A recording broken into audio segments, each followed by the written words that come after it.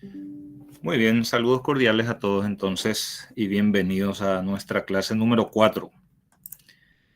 En esta clase vamos a desarrollar la unidad 4 que lleva como título El Paraguay Independiente. Vamos a abordar estos temas.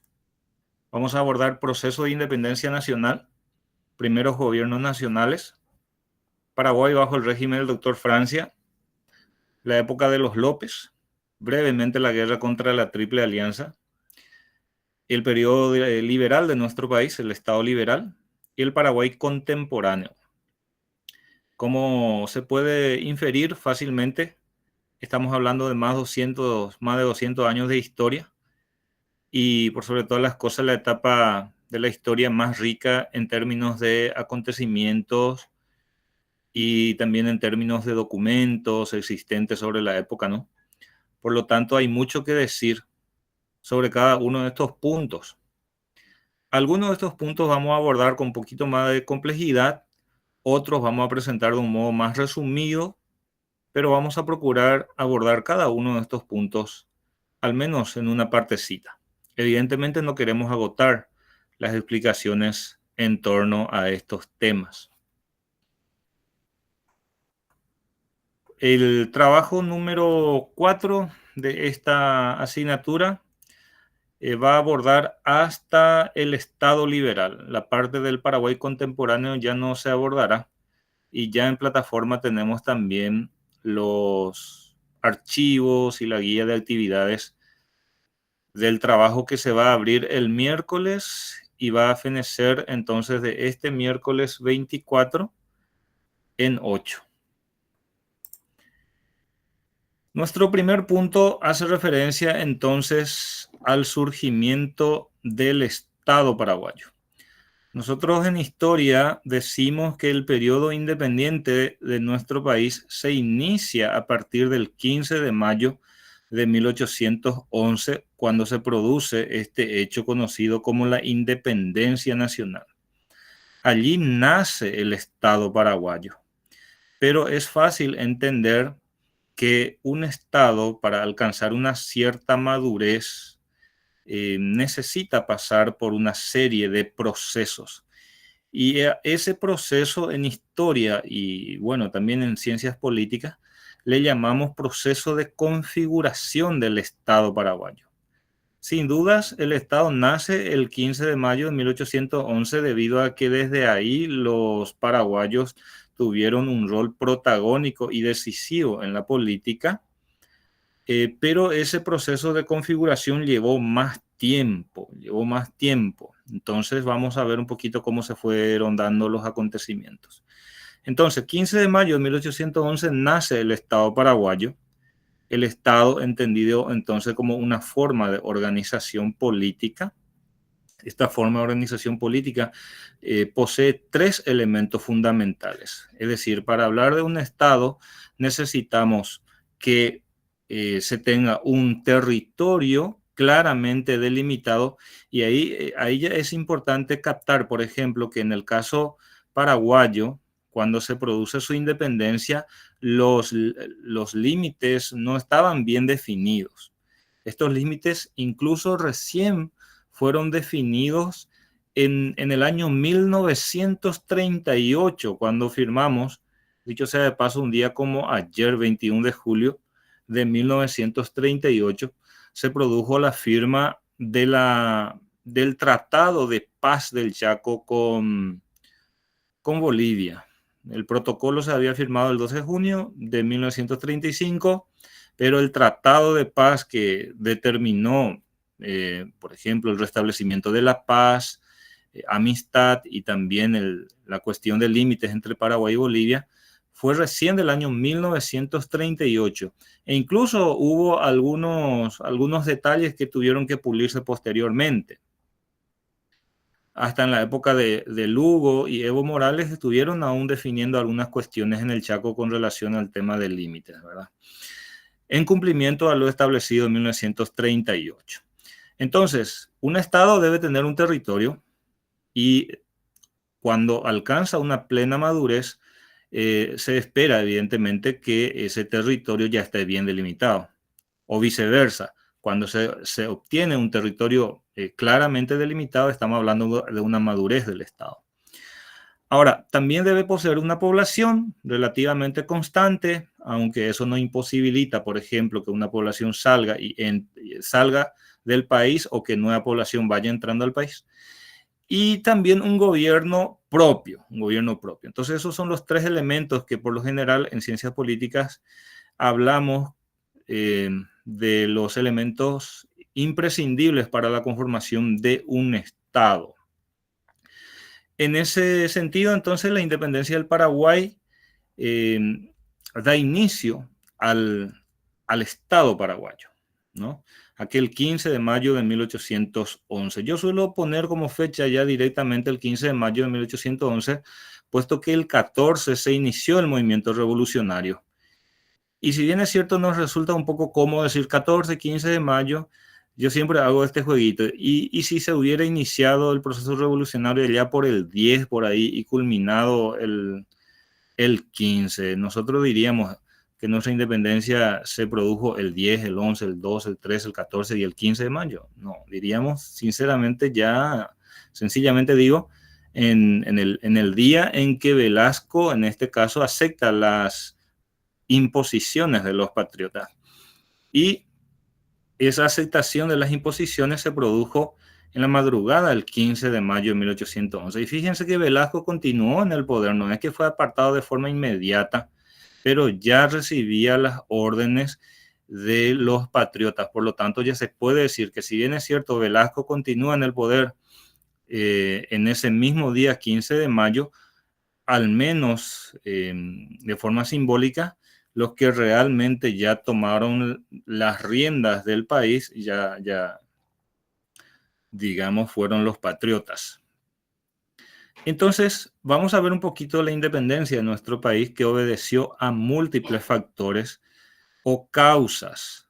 Estas causas en historia por lo general hablamos de causas externas, cuando guardan relación con acontecimientos fuera del país o de la región de repente, y así también a factores o causas internas.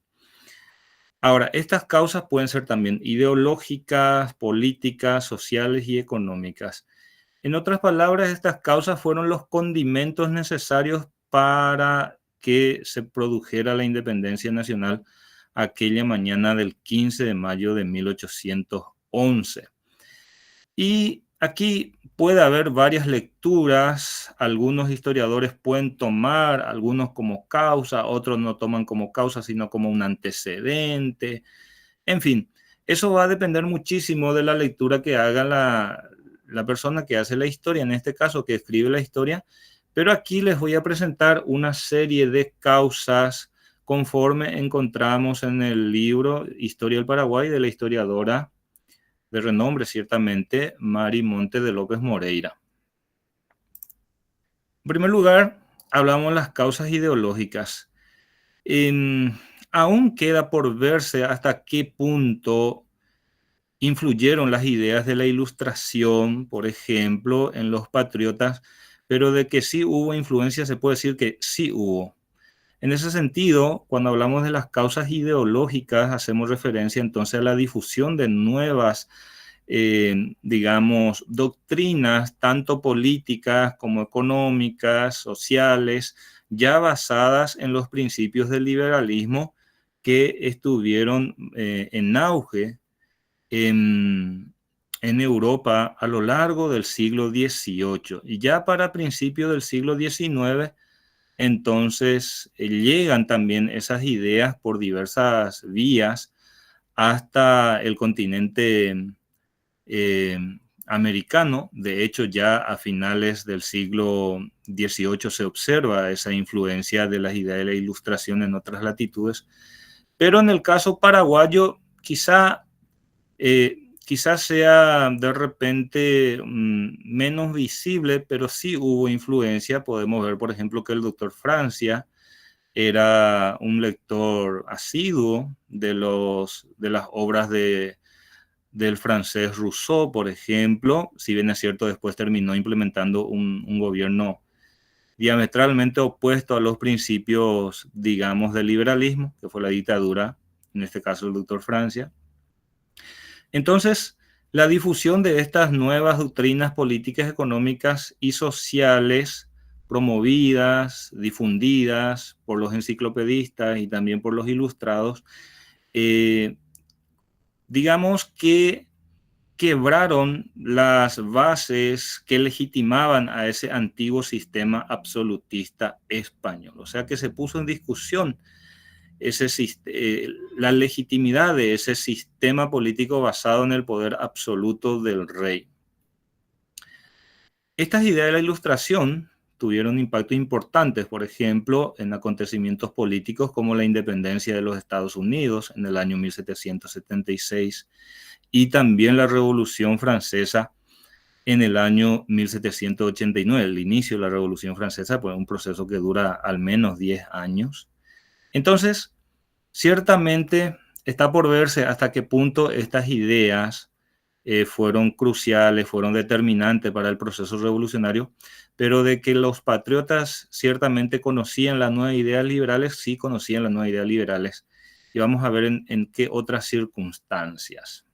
Entonces, estas fueron las causas ideológicas, la difusión de nuevas doctrinas políticas, económicas, sociales basadas en los principios del liberalismo. Lamentablemente no podemos quedarnos a desglosar de repente cada uno de estos puntos de una manera más profunda, pero vamos a ir viendo las otras causas. ¿Alguien levantó la mano? Sí, está permitidísimo y por favor pregunten, comenten, estamos para escucharnos. O si fue de repente un error nomás, seguimos. Más allá de las causas económicas, ideológicas, digo, también tenemos las causas políticas, que son las que guardan relación con acontecimientos políticos de gran relevancia que ocurrieron en esa época. Y ahí podemos encontrar en primer lugar las invasiones inglesas en el Río de la Plata. Esta es una causa política importante, una causa externa, ciertamente, pero que en una medida importante también terminó ejerciendo influencia en la provincia del Paraguay. Sin entrar en demasiados detalles, entre 1806 y 1807, los ingleses, enemigos férreos de Napoleón Bonaparte, dueño y señor de gran parte de Europa en ese entonces, invadieron el Río de la Plata, primero Buenos Aires, luego Montevideo, y desde Montevideo nuevamente un ataque a Buenos Aires con el propósito de ejercer un control en la región, aprovechando de la debilidad de la flota española que había perdido o que había sufrido un daño muy grande en la famosa batalla de Trafalgar en 1805.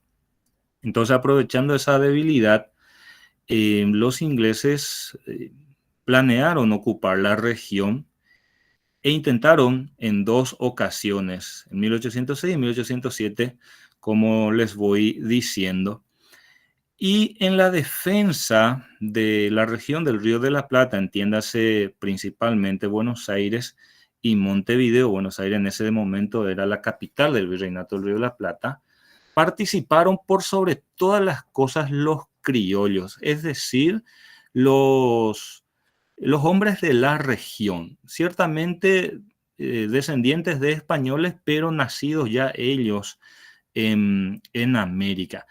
Y entre estos criollos incluso hubo paraguayos, porque hubo dos contingentes que fueron enviados desde la provincia del Paraguay para participar en la defensa, incluyendo personajes que posteriormente tuvieron una activa participación en la independencia, como Fulgencio Yegros, Antonio Tomás Yegros, entre otros.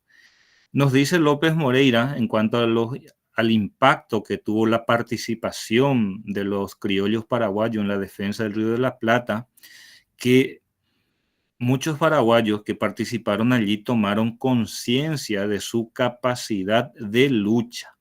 En primer lugar, entonces, les dio esa conciencia de que ellos podían valerse por sí mismos, que ellos podían tomar las riendas de la provincia. Y por otra parte, digamos, la presencia de paraguayos en el Río de la Plata también permitió que ellos pudieran compenetrarse con nuevas ideas y prácticas políticas y comerciales que los ingleses estaban difundiendo en ese momento a través de un semanario que se llamaba Estrella del Sur.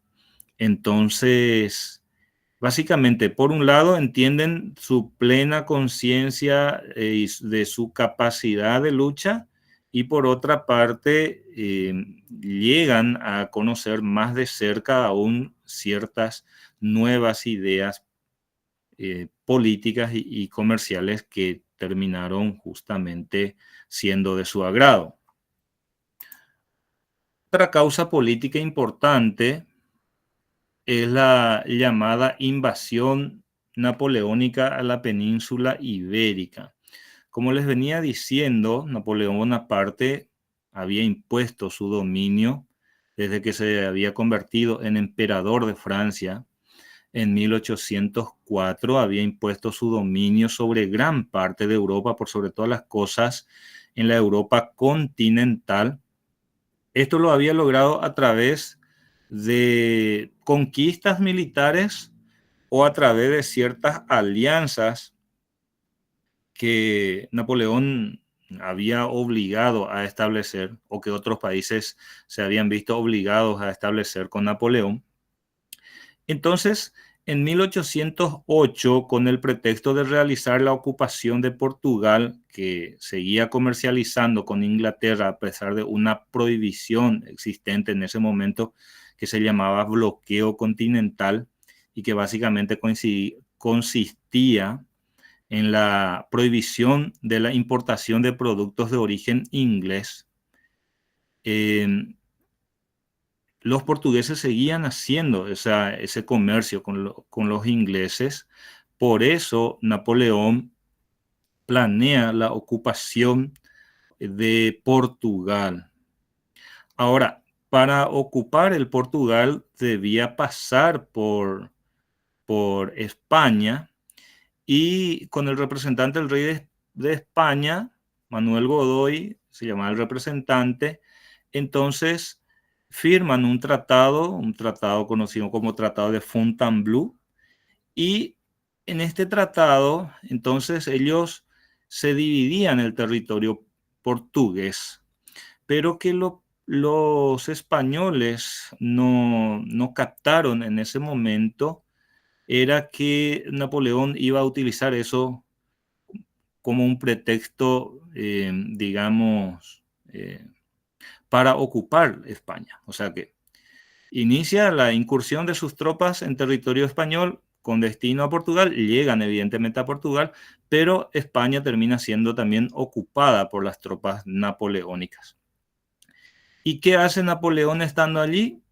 Obliga a la abdicación del rey Carlos IV a favor de su hijo Fernando VII y posteriormente la abdicación de ambos a favor a favor de él, ¿verdad? A favor de Napoleón, que le colocó a su hermano José Bonaparte como nuevo rey de España. Entonces, si ustedes se preguntan si entonces España en ese momento, en 1808, llegó a tener un rey francés, sí, efectivamente llegó a tener un rey francés de nombre José Bonaparte. Entonces, en cuanto al impacto de esta ocupación de España por parte de Napoleón Bonaparte, nos dice López Moreira que precipitó los movimientos de emancipación en América. Esto podríamos decir que es una causa no propiamente o no únicamente de la independencia de nuestro país. Las autoridades coloniales e incluso muchos criollos se mantuvieron al rey Fernando VII, que estaba preso ciertamente, y rechazaron a los enviados franceses que solicitaban reconocer a José Bonaparte como monarca. José Bonaparte era el monarca oficial, pero no tenía reconocimiento ni en España ni en las diversas colonias. Entonces, cuando se produce el conocimiento de la ocupación de Napoleón, entonces aquí en América y también en España se forman diversas juntas que gobiernan en nombre de Fernando VII, pero que en el caso americano en realidad ya era el inicio de un proceso de independencia. Damián. No, justamente esa parte nomás. Bueno, en Paraguay, según entiendo, según dependiendo de varios historiadores, ¿verdad? Esos fueron también uno de los motivos que llevaron a que Paraguay también se independice, más bien por la cuestión de Fernando VII, ¿verdad? Que como que prácticamente ya no teníamos monarca, no tenía rey más, digamos, Hispanoamérica. Entonces se hace esa separación o esa emancipación, no por, no por una cuestión de contra España, sino que por una cuestión ya de la invasión napoleónica, para Claro, resguardarse. una suma de factores entre ellos justamente de gran relevancia esta cuestión de la invasión napoleónica, porque esto lo que genera es un debilitamiento del poder español en América. Por lo tanto, ya... Pero fíjese que en 1813 Fernando VII recupera el poder y ya posteriormente los patriotas ya no se ponen a disposición de ese rey Fernando VII. Eso es un asunto interesante también de observar, ¿verdad? En el caso paraguayo, por ejemplo, en 1813 encontramos que se constituye en república, la primera república del sur, de América del Sur. Y en el caso de Argentina faltaría un poquitito más para que ellos se confederaran también en la llamada Provincias Unidas de América del Sur, ¿verdad? Recién en 1816 logran eso. Ciertamente, uno de los factores de nuestra independencia fue esa reacción ante la presencia francesa en España también. Bueno, la siguiente causa guarda relación con la anterior. De hecho, todas estas causas en cierta manera guardan relación entre sí. La independencia de la provincia de Buenos Aires, capital del Virreinato del Río de la Plata, se produce el 25 de mayo de 1810. Y aquí es muy importante definir esto.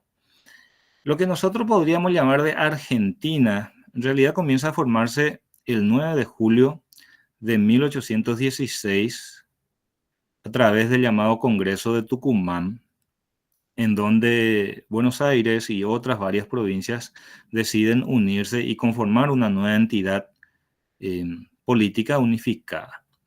Pero Buenos Aires ya en cierta manera declara su independencia aquel 25 de mayo de 1810, porque ante el conocimiento de la ocupación napoleónica, el Cabildo de Buenos Aires eh, realiza una acción sumamente importante que fue el derrocamiento del virrey Cisneros, Baltasar Hidalgo de Cisneros, y decidió conformar una junta gubernativa, la primera junta de gobierno de Buenos Aires, bajo la presidencia de Cornelio Saavedra, y con esto se dio inicio entonces al proceso de configuración del Estado argentino. Pero acá es interesante ver cómo ellos aplican lo que en historia llamamos la máscara de Fernando VII, en el sentido de decir gobernar en nombre de Fernando VII, pero en realidad ya tener proyectos independentistas. Porque en este caso la Junta de Buenos Aires juró fidelidad al rey Fernando VII. El rey Fernando VII en ese momento estaba preso. Nosotros, cuando formamos nuestra primera Junta Superior Gubernativa, aquel junio de 1811, también le juramos fidelidad al rey Fernando VII.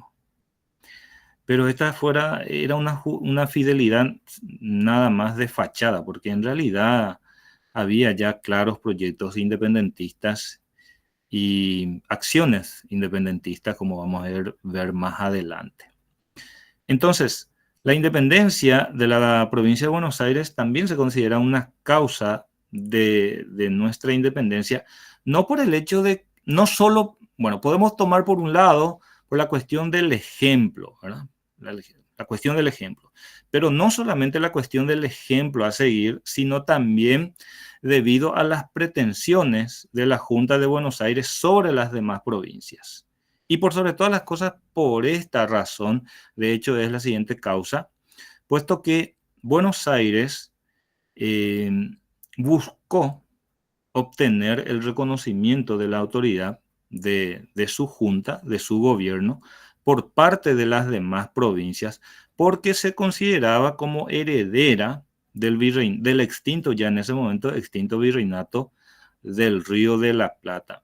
Y con ese afán, con ese propósito, envía diversos emisarios a las diversas intendencias, a las diversas gobernaciones, incluyendo el Paraguay. Y a Paraguay enviaron a un sujeto poco querido, justamente, en la provincia, nombre José Espínola y Peña, que había fungido de autoridad en la región de Concepción y que estaba gestionando en Buenos Aires recuperar ese poder. Era un tipo abusivo, básicamente, y no fue muy bien recibido aquí en la provincia del Paraguay. Incluso el gobernador Velasco lo, lo expulsó de Asunción, le mandó nuevamente a Concepción, pero él se escapó y se fue nuevamente a Buenos Aires. En fin, toda una historia interesante que se arma alrededor de esta figura de José Espínola y Peña.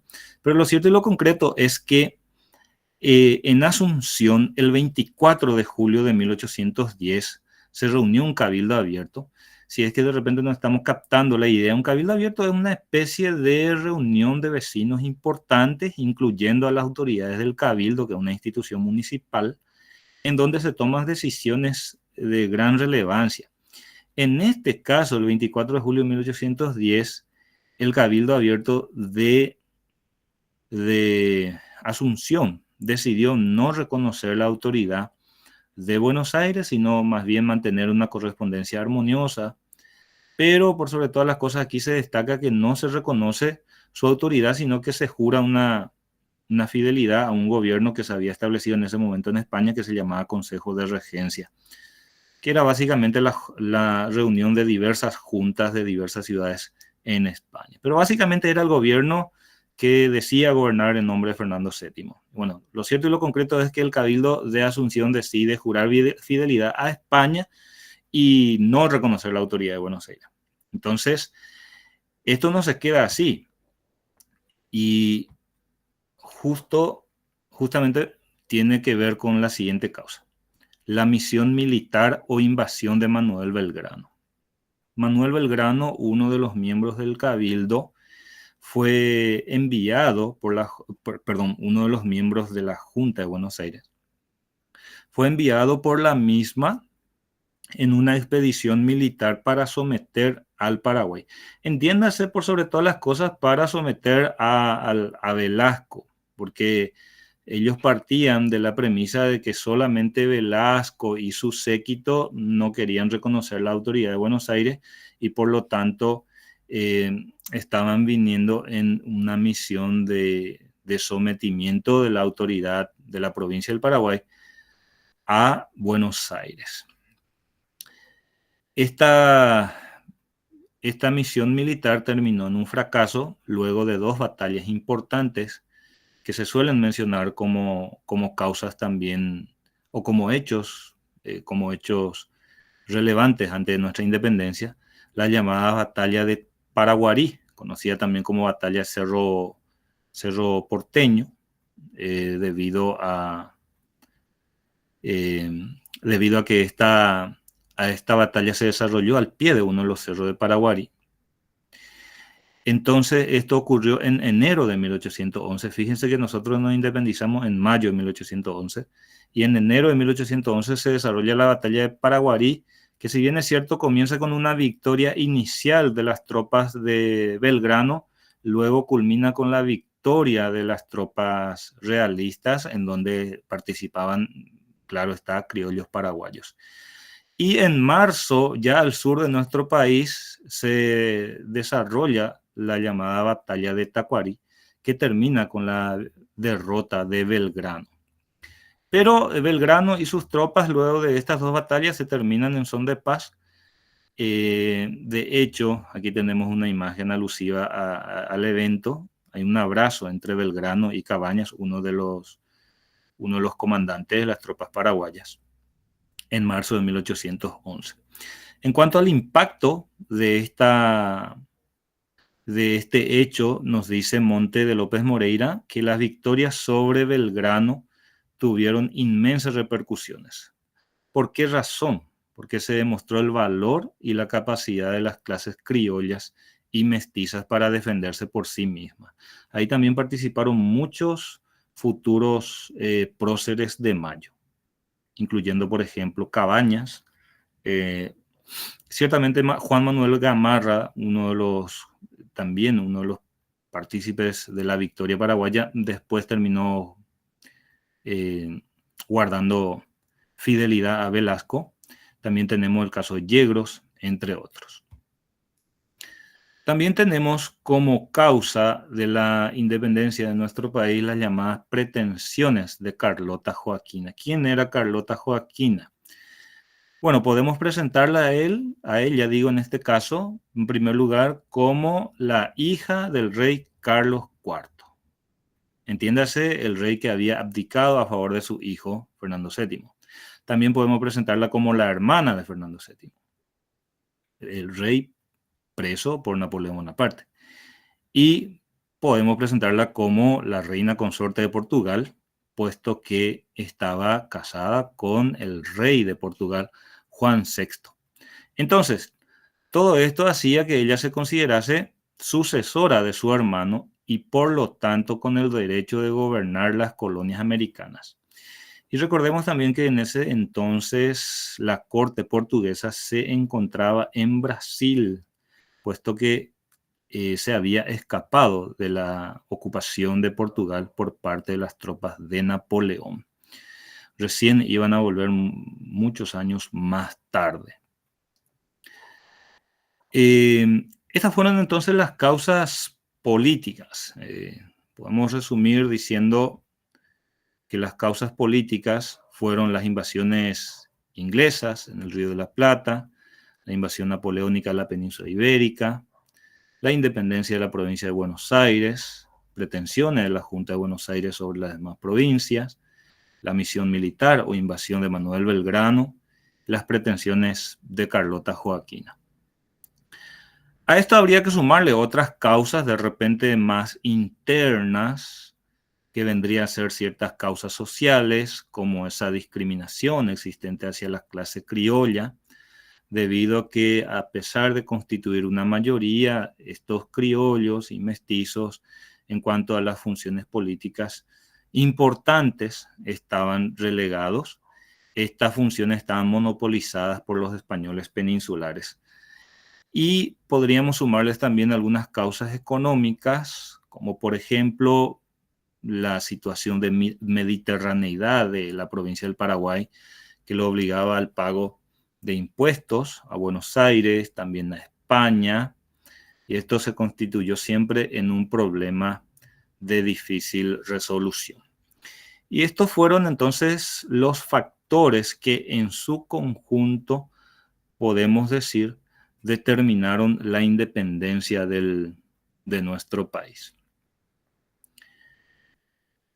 Aún dentro de este primer punto, es bueno entender que luego de estas dos batallas que les señalé, las batallas de Paraguarí y Tacuarí, enero y marzo de 1811, respectivamente, comenzaron a gestarse los planes de independencia. Y el golpe revolucionario al principio debía realizarse a finales de mayo de 1811, pero tuvo que adelantarse porque Carlota Joaquina había enviado a un emisario de nombre José de Abreu, quien vino a ofrecer su ayuda a Velasco. Su ayuda consistente en un grupo importante, en un contingente importante de soldados.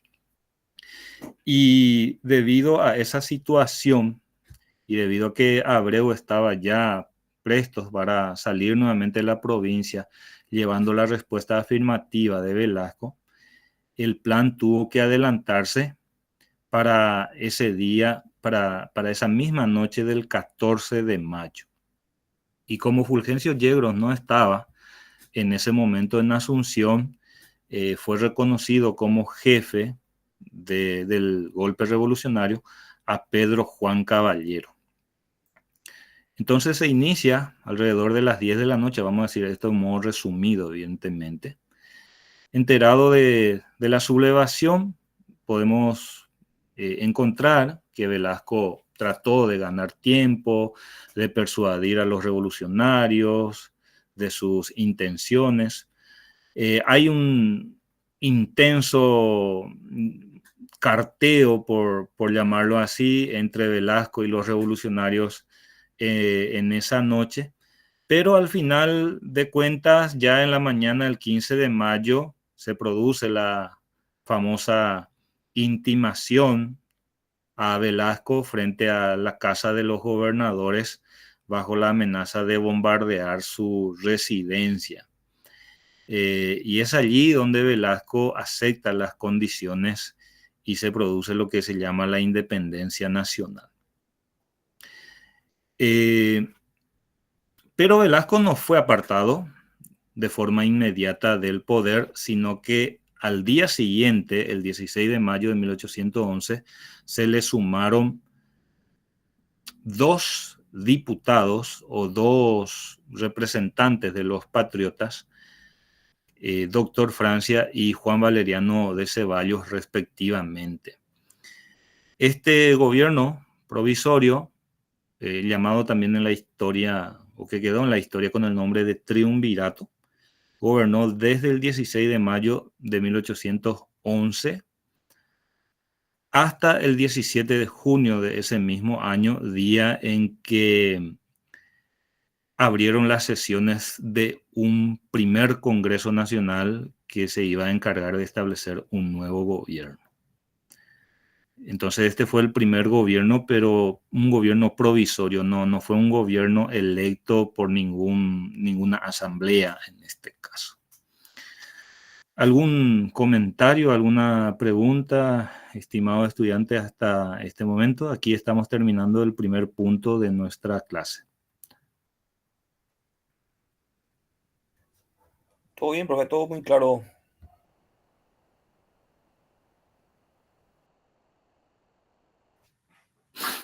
Bien, Damián, muchas gracias.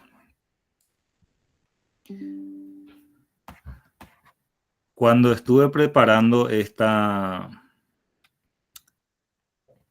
clase, por un lado dije, no puedo abordar con demasiada profundidad estos temas, y por otro lado también pensaba que tampoco podía abordarlo de un modo demasiado superficial, puesto que muchos puntos a lo mejor se nos iban a escapar. Por eso, por sobre todas las cosas, estos primeros puntos sí vamos a abordar con un poquito más de complejidad y otros más adelante ya de un modo más resumido. Profe, algo Sí. cortito para comentar al final, ¿verdad? Sí. Viendo todos estos puntos, como estuviste más o menos detallando, una cuestión personal mía me queda picando nomás algunas cosas, ¿verdad? Bueno, claro, más adelante vamos a ir profundizando más, de repente en la carrera, en otros meses también, ¿verdad? Pero algunas cosas me quedan picando ahí de algunas cosas que de repente hay cosas que no aprendemos en el colegio, que no nos muestran detalles.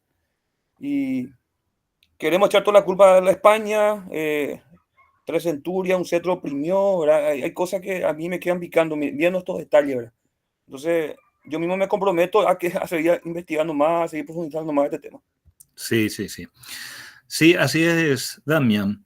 Yo les compartí fragmentos de algunos de los libros que ustedes de repente en alguna de las librerías pueden conseguir a un precio bastante accesible, y que, si bien es cierto, la carrera de ustedes es filosofía o va a ser filosofía, nunca está de más tener un conocimiento un poco más, digamos, un poco más amplio de la historia, para que podamos justamente contextualizar mejor los temas que vamos estudiando. Yo les invito a que de repente, si consiguen esos libros, les va a gustar bastante. Por ejemplo, ese libro Historia del Paraguay de Marimonte, o de Erasmo González y Anaí Soto. Hay otros de Telesca, por ejemplo. Yo les invito a que puedan hacerse esos materiales, y me parece muy buena tu idea, tu proyecto, Damián, en este caso, de seguir ahondando en estos temas. Bueno, vamos a pasar al segundo punto. Vamos a hablar de los primeros gobiernos nacionales Este es un periodo que va hasta 1814. Habíamos dicho que al día siguiente al día siguiente de la independencia nacional se constituye un gobierno provisorio que va hasta el 17 de junio de 1811. Vale decir también que Velasco es apartado del poder el 9 de junio, justamente aquí está, el 9 de junio, él fue apartado del poder definitivamente debido a que se descubrió que seguía contactándose con los portugueses con el afán de recuperar el poder. Entonces, el 9 de junio, Velasco desaparece de la escena política de nuestro país.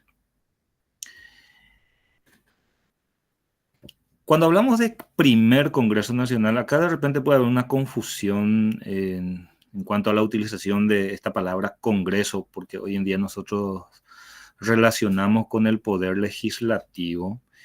Quiero que de repente puedan mentalizarse que cuando hablamos de Congreso estamos hablando de una asamblea, una reunión, de una junta. En otras palabras, de una reunión de representantes de diversas localidades, villas y localidades del país, donde se toman decisiones relevantes, en este caso, principalmente la conformación de un nuevo gobierno. Entre el 17 y el 20 de junio de 1811 se reunió lo que se conoce en nuestra historia como el primer Congreso Nacional. Y esto es muy importante ir entendiendo porque vamos a estudiar hasta el sexto Congreso Nacional. Y cada uno de estos congresos nacionales van estableciendo ciertos gobiernos que sería interesante poder identificar muy bien. Entre otras medidas que no nos vienen demasiado al caso, lo que nos interesa, por sobre todas las cosas, es que este Congreso Nacional estableció un nuevo gobierno compuesto plenamente por paraguayos. Plenamente por paraguayos. Yegros, el doctor Francia. Yegros era el llamado presidente de la Junta Superior Gubernativa. Pedro Juan Caballero, Fernando de la Mora y Francisco Javier Bogarín. Y si ustedes se fijan, pueden identificar tres, llamémosle de repente, estamentos: el civil, el militar y el religioso. Yegros y Caballero eran militares. Doctor Francia y de la Mora eran civiles y Bogarín era religioso. Entonces aquí nosotros tenemos un gobierno bastante, digamos, bastante completo, que en cierta medida representaba a todos los sectores o a tres sectores importantes de la sociedad, ¿no? Esta Junta Superior Gubernativa realizó varias obras. Algunas de esas obras quedaron solamente en el tintero, otras se ejecutaron. El envío de la nota el 20 de julio a Buenos Aires. Esta es una obra política muy importante porque básicamente se trata de una declaración de la independencia. Básicamente es una carta, una nota a la Junta de Buenos Aires donde Paraguay manifiesta su deseo de ser libre e independiente de todo poder foráneo. Incluso hace referencia de que Paraguay no había hecho la revolución para cambiar unas cadenas por otras. En otras palabras, le estaba diciendo a Buenos Aires: por favor, respeten nuestra decisión de ser libres, de ser soberanos. No estamos ajenos de repente a la posibilidad de unirnos en confederación a las demás provincias, pero en igualdad de condiciones, y hasta tanto nosotros nos resolvamos eso, vamos a manejarnos por cuenta propia. Básicamente es una declaración de la independencia a Buenos Aires, aunque no es una declaración de la independencia propiamente dicha. También hay una firma del Tratado de 12 de octubre de 1811 con Buenos Aires, y este es un tratado muy importante no solamente en lo económico, sino también en lo político, puesto que Buenos Aires básicamente reconocía los límites del Paraguay, incluyendo en ese sentido hasta el río Bermejo como territorio paraguayo. Esto después los argentinos van a olvidarse. En lo educativo hay una obra muy relevante, conocida como Promulgación del Bando, del 6 de enero de 1812. En este bando del 6 de enero de 1812 se daba bastante énfasis a la cuestión educativa. Por ejemplo, allí se declaró que la educación primaria era obligatoria para los varones, ciertamente solamente a los varones en este caso incluía esta disposición. También se declaró, se dispuso la creación de escuelas de primeras letras, la capacitación de los maestros, la reapertura del Colegio de San Carlos, la fundación de la Sociedad Patriótica Literaria, creación de la Academia Militar y se dispuso la apertura de una biblioteca pública.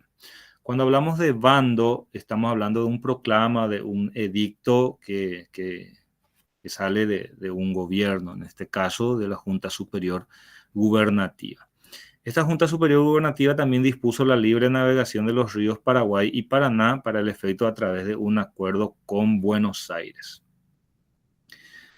Este fue nuestro primer gobierno propiamente paraguayo, la Junta Superior Gubernativa. No solamente por estar compuesto por paraguayos en su totalidad, sino también por haber sido elegidos a través de una asamblea, de un congreso. Luego tenemos el llamado consulado. Y aquí ya tenemos la influencia del doctor Francia en la política, debido a que Francia, como era un lector asiduo de la historia de Roma, se había inspirado en el gobierno consular romano para establecer como forma de gobierno el llamado consulado.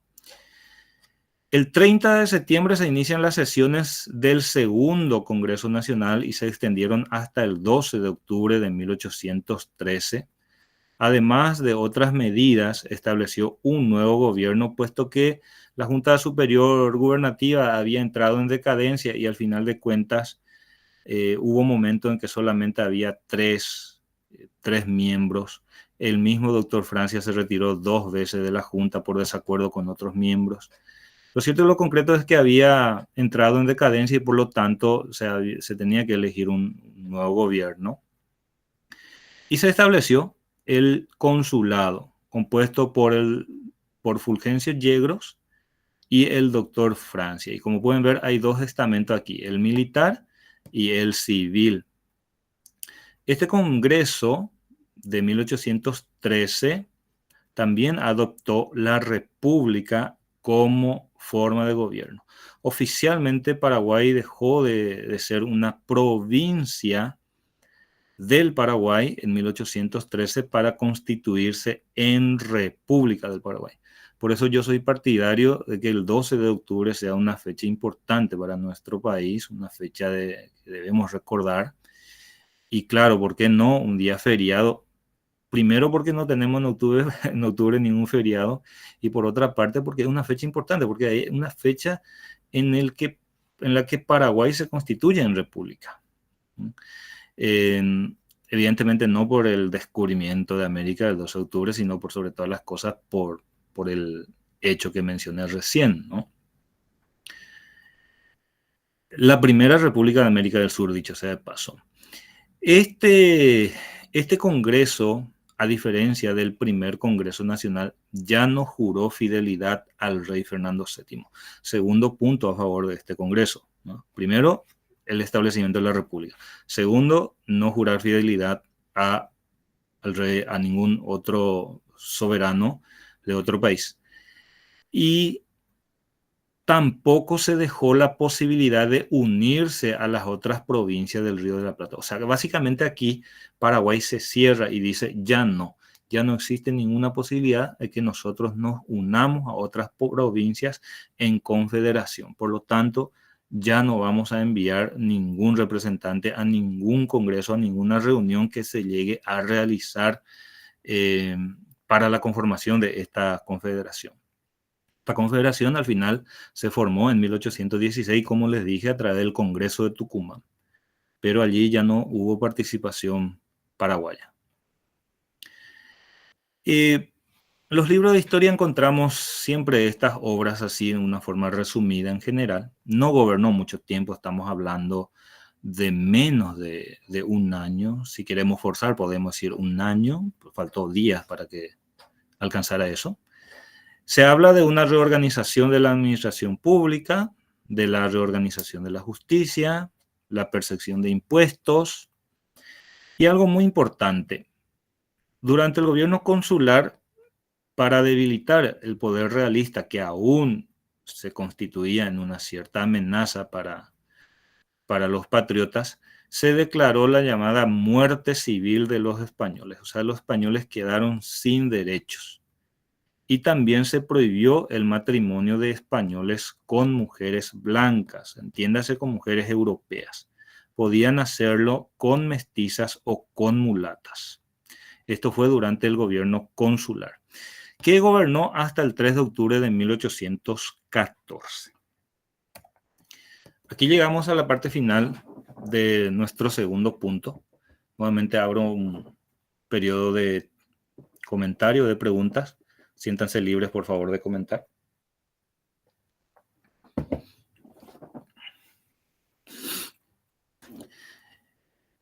Bueno, fíjense que ahora entramos a un tema que bien podría servir para todo un diplomado, para toda una especialización, y nosotros vamos a intentar resumir todo esto en un par de diapositivas. El Paraguay bajo el régimen del doctor Francia. Hay muchas cuestiones que no vamos a abordar, vamos a omitir por cuestiones obvias, ¿verdad? El primer Congreso Nacional había establecido la Junta Superior Gubernativa. El segundo Congreso Nacional, el Consulado. Y en 1814 tenemos el llamado Tercer Congreso Nacional.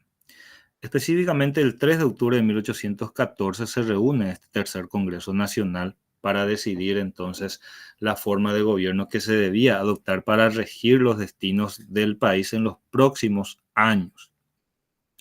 El doctor Francia tuvo una notable participación en los debates y en los mismos la idea de fortalecer el poder ejecutivo prevaleció sobre la propuesta de extender el consulado. O sea, por un lado había la propuesta de extender el consulado y por otra parte de fortalecer el gobierno el poder ejecutivo, estableciendo un gobierno unipersonal. O sea que aquí los partidarios del doctor Francia fueron mayoría, evidentemente. Hubo intensos debates, votaron y el doctor Francia fue electo por el Tercer Congreso Nacional como dictador supremo de la República del Paraguay por un periodo de 5 años. Y aquí nuevamente observamos la influencia del doctor Francia en cuanto al establecimiento de este gobierno, debido a que en la historia romana, ¿no?, o de la República Romana, nosotros encontramos que ellos o el Senado romano elegía a un dictador en casos de peligro que debía gobernar por cierto tiempo, pero claro está, sin violar las disposiciones legales de la República, ¿verdad? Pero sí tenía ya ciertos poderes para tomar decisiones más rápidas de lo que se podría tomar a través de una vía normal. Y este es el periodo conocido como dictadura temporal que va hasta 1816. ¿Sí, Damián? Para clarificar nomás, en forma personal, quiero saber, el tema de la dictadura en sí no es algo malo en sí, ¿verdad? No, o sea, la cuestión esta del gobierno de Francia tuvo un fin, ¿verdad? Un fin específico para llamarse dictador.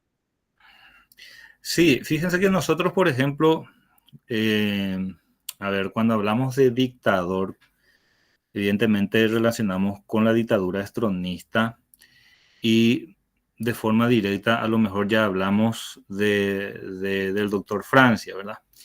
Y si bien es cierto, hay algunas cuestiones idénticas o similares en términos de la concentración del poder en manos de una persona, en realidad hay mucha diferencia entre lo que sería una y otra dictadura. Y de hecho que Stroessner jamás gobernó con el título de dictador, ¿verdad? Sino más bien como presidente. Entonces, en realidad, la dictadura en sus orígenes, en este caso en la República Romana, no era necesariamente algo, digamos, eh, algo negativo, sino el propio Senado era el que establecía al dictador, puesto que se consideraba que se encontraba la República en caso de extremo peligro y que el dictador debía tomar las decisiones importantes, las informaciones, las decisiones relevantes para la República, pero siempre respetando los límites que le establecía la ley.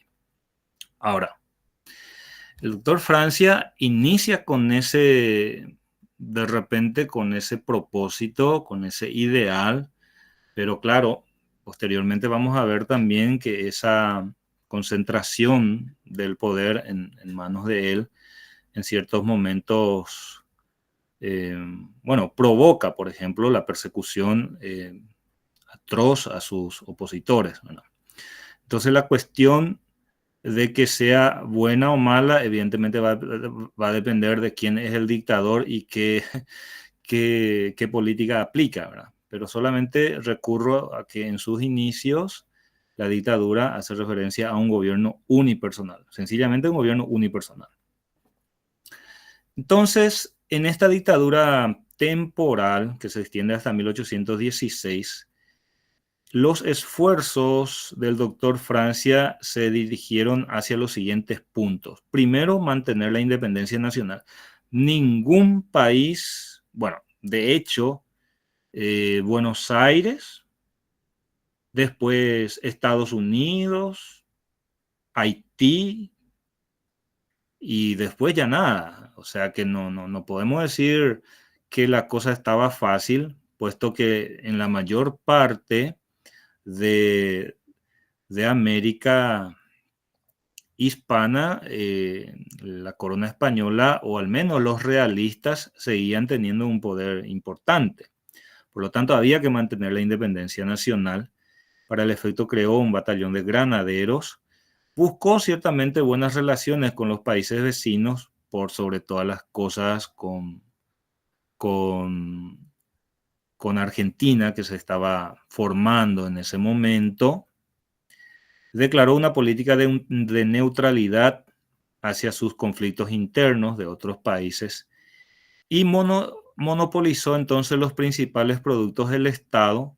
Buscó mejorar la agricultura, que era la base de la economía nacional. Esta dictadura temporal debía extenderse hasta 1819, pero en 1816 se convoca a un nuevo Congreso y cambia cambia su denominación de dictador supremo a dictador perpetuo de la República del Paraguay. El 30 de mayo de 1816, solamente 150 representantes de las diversas villas del Paraguay eligen al doctor Francia entonces como dictador perpetuo de la República del Paraguay, entiéndase hasta la muerte de él, y le dio la potestad de convocar al Congreso cuando lo requiriera. Era común que cada 2 años se reuniera el Congreso, pero aquí este Congreso, compuesto evidentemente en su mayoría por sus partidarios, le dio esa potestad de convocar solamente cuando él requiriera. Y la verdad que no llegó a hacerlo durante los 24 años siguientes. Hablamos de 24 años de dictadura perpetua. En cuanto a la política interna, la característica de una dictadura en este caso de la concentración de todo el poder en manos de una persona. Y esto fue así durante el gobierno del doctor Francia. Toda la administración gubernamental estaba a su cargo. Todos los funcionarios del gobierno, desde el más insignificante hasta el más relevante, dependían directamente del dictador. Tanto los que tenían residencia en Asunción como los que residían en las campañas. Algo que se destaca siempre del gobierno del doctor Francia fue que no utilizó el poder para aumentar sus bienes, su patrimonio, y tampoco se observan o se tienen registros de corrupción gubernamental durante su gobierno. Podemos decir que al doctor Francia le interesaba por sobre todas las cosas ejercer el poder, digamos, a diferencia de repente de otros intereses. En cuanto a las Fuerzas Armadas, fue el sector más importante y el sector más costoso de la defensa nacional. El 64% de los gastos del gobierno se destinaba a las Fuerzas Armadas. En algunos periodos de crisis interna o amenaza externa, este porcentaje fue incluso mayor. El doctor Francia se lo conoce bastante también por el aislamiento del país. Cuando él llega a ser entonces dictador perpetuo en 1816, ya van formándose algunos países en la región. Y en 1822 también se va sumando Brasil a la lista de los países independientes. Ahí la zona de la Gran Colombia en 1819. Van formándose los países en la región.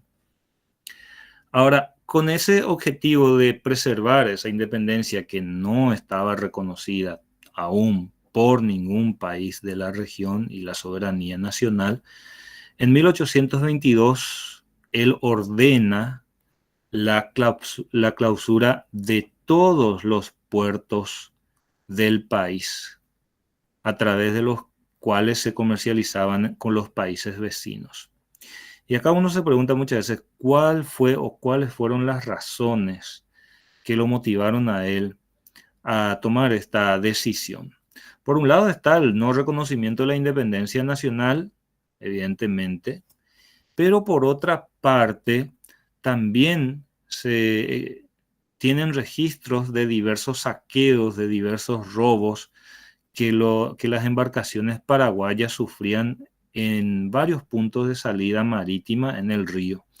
Entonces, todo esto lleva al doctor Francia a decidir cerrar el comercio con las fronteras sur y también con la frontera norte del país.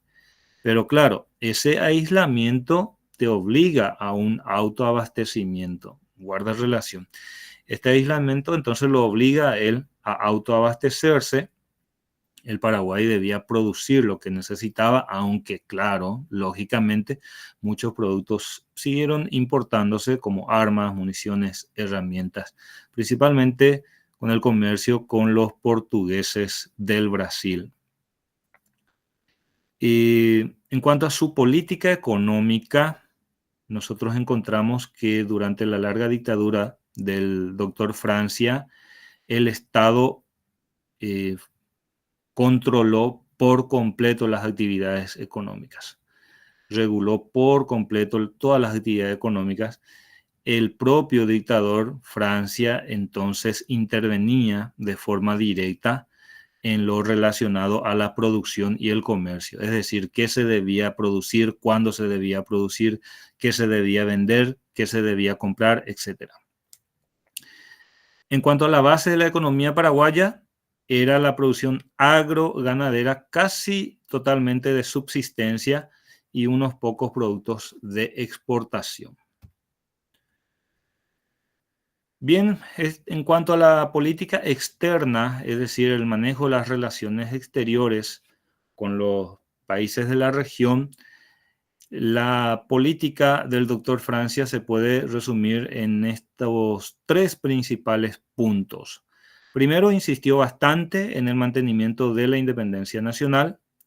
Segundo, la libre navegación de los ríos, que era muy importante para la cuestión del comercio, y la preservación de la integridad territorial, partiendo de la tesis de que Paraguay había heredado los territorios que le habían correspondido a la provincia del Paraguay. Y esta tesis chocaba contra los intereses de Argentina y de Brasil, que deseaban apropiarse de territorios que el Paraguay consideraba como suyos. Pasamos al punto de la educación. Es un tema que siempre se le critica al doctor Francia, no sin razón. Evidentemente, sus esfuerzos se dirigieron hacia la educación elemental, la educación básica.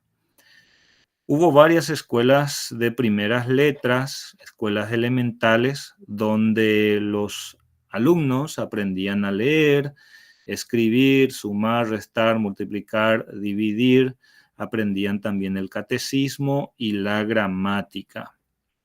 Más tarde se le suma el llamado catecismo patrio reformado, que básicamente buscaba que el alumno tuviera, en cierto sentido, digamos que tuvieran en este caso un ideal de patria representada en este caso por el doctor Francia. Si ustedes de repente en algún tiempo libre buscan el catecismo patrio reformado, van a poder entender con mayor, digamos, profundidad qué era lo que buscaba el doctor Francia a través de él. Pero básicamente quería formar un patriotismo, un ideal de patria en donde él representaba a la autoridad absoluta del país. José.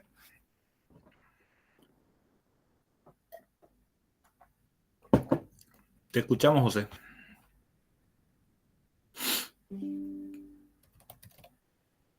Bueno, parece que se levantó nomás la manito de José.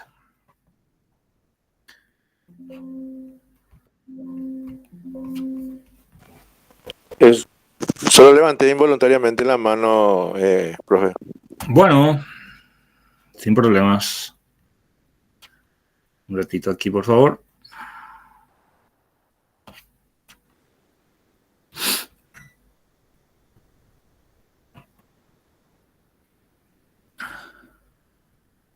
Aguárdenme un ratito.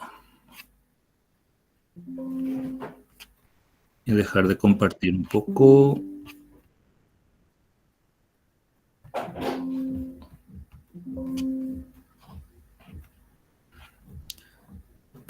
No, Mike.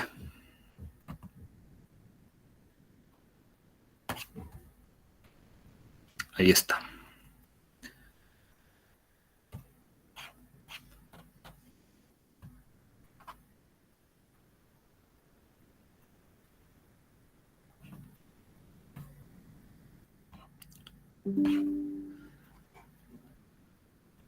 Bueno, hubo un vacío ciertamente en la educación superior.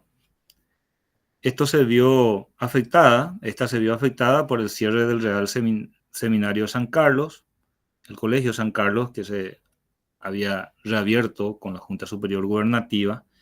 Era la única institución de enseñanza superior de la época en el país y también el centro de formación de los hijos de la élite criolla. Hay una infinidad de temas que podemos abordar del doctor Francia. El fin de su gobierno se produjo con su fallecimiento, que ocurrió el 20 de septiembre de 1840. Y entre septiembre de 1840 y marzo de 1841 se establecieron 3 gobiernos provisorios que vamos solamente a citar. Se conocen como la Junta Provisoria, el Triunvirato y la Comandancia General de Armas. Para resumir un poco entonces, desde 1811, primero tenemos el Triunvirato, mayo a junio de 1811. Luego, el primer Congreso Nacional establece la Junta Superior Gubernativa, que gobierna entre 1811 y 1813. Luego tenemos el segundo Congreso Nacional, que establece el consulado, que gobierna hasta 1814. Ahí tenemos el tercer Congreso Nacional, que establece la dictadura temporal. El cuarto Congreso Nacional, en 1816, la dictadura perpetua.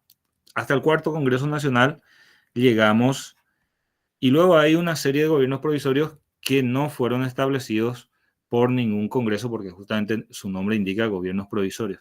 Es más, estos dos primeros gobiernos no duraron mucho tiempo porque no convocaron a un Congreso Nacional que se habían comprometido a convocar, no lo hicieron. Y algo interesante, en la llamada Comandancia General de Armas aparecen dos personas muy conocidas de nuestra historia: Mariano Roque Alonso y Carlos Antonio López. Mariano Roque Alonso era el comandante general de armas y su secretario era don Carlos Antonio López. Y ellos sí convocan a un Congreso Nacional para establecer un nuevo gobierno.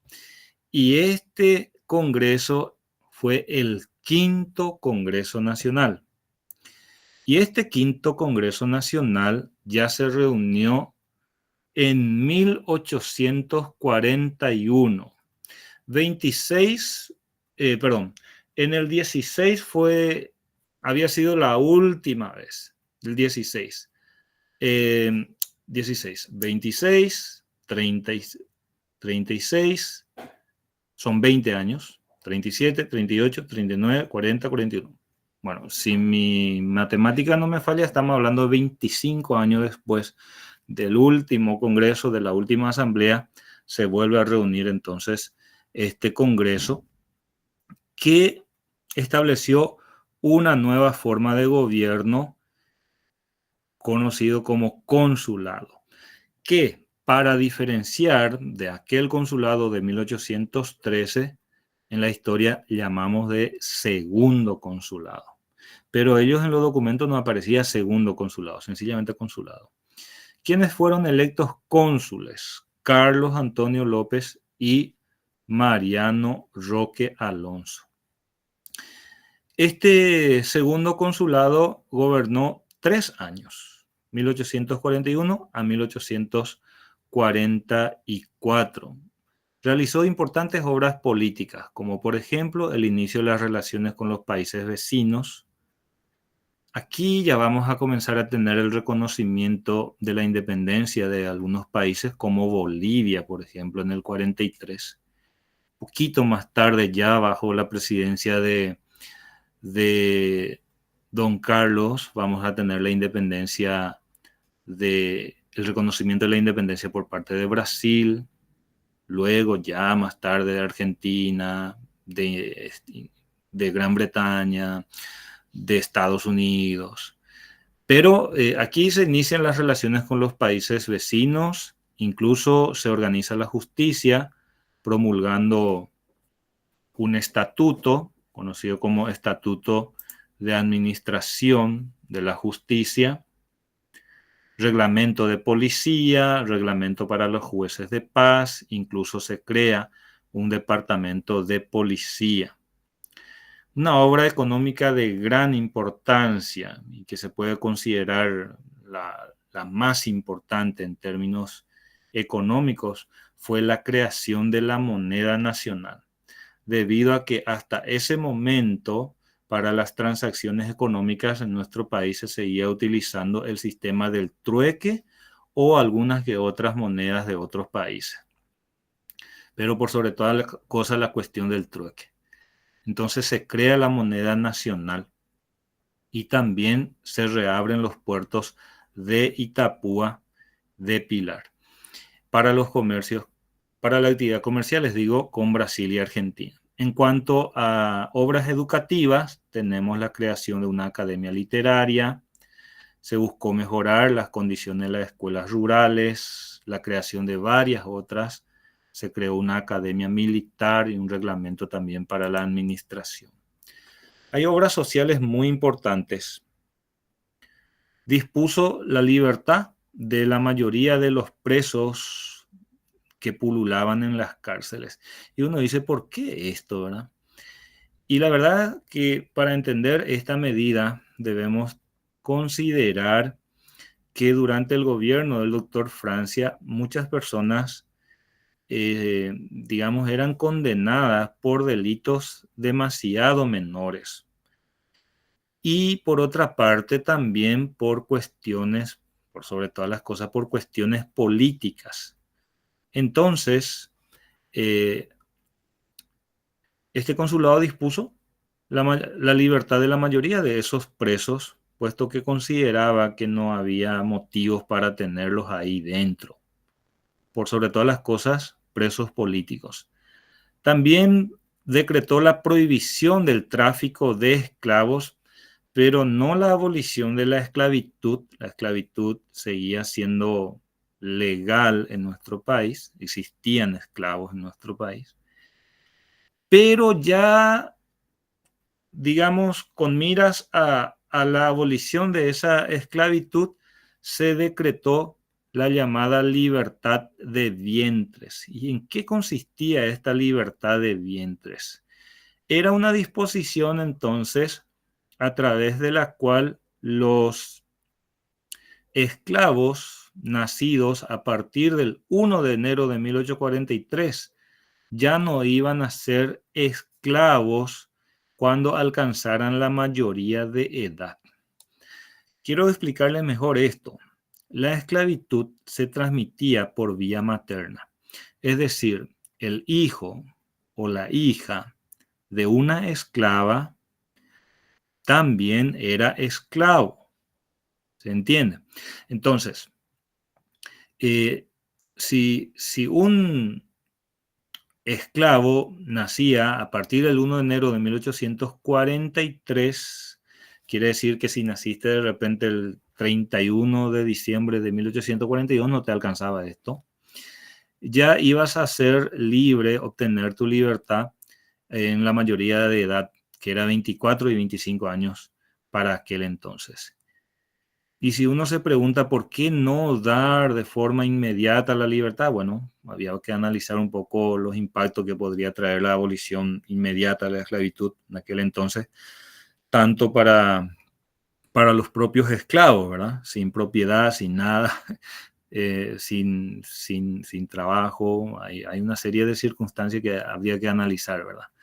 Si bien de buenas a primeras, a nosotros nos parecería lo más justo abolir la esclavitud de buenas a primeras. Bueno, pero esto era un intento o una preparación para la abolición que se conoce como libertad de vientres. De igual modo,